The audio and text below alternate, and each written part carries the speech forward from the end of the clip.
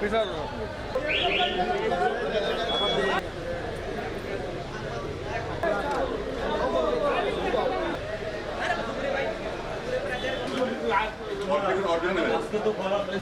কোটি টাকা লস দিয়ে তেল আনবো আর সেই তেল ব্ল্যাক মার্কেটিং করে 300 টাকার দরে বিক্রি করবে, এটা হবে না। নামে একটা কার আছে।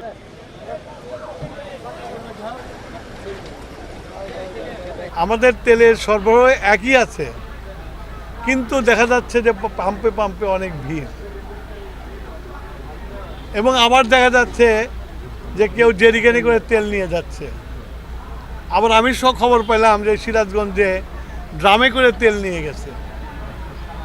তার অর্থ হলো যে সরকার কষ্ট করে সারা পৃথিবী থেকে তেল জোগাড় করে নিয়ে আসে, তেলের সরবরাহটাকে স্থিতিশীল রাখার চেষ্টা করছে।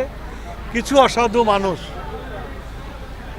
তেলকে চোরাই বাজারে নিয়ে যাওয়ার জন্য পেট্রোল পাম্পে ভিড় করছে।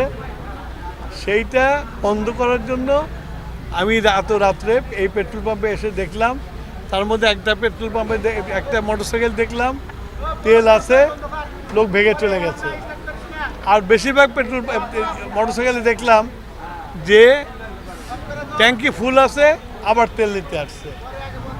এইটাই হলো মূল কারণ, যে যার যা প্রয়োজন তার চেয়ে বেশি তেল নিয়ে যাচ্ছে।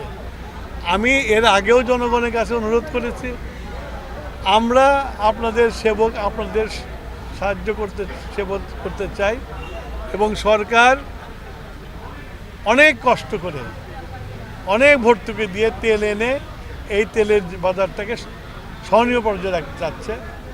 আপনারা যদি নিজেরা এই তেল সাশ্রয়ী না হন, তাহলে আজকে যে আমরা ভর্তুকি দিচ্ছি, যে আরামটা দিচ্ছি, সেটা দিতে পারবো না।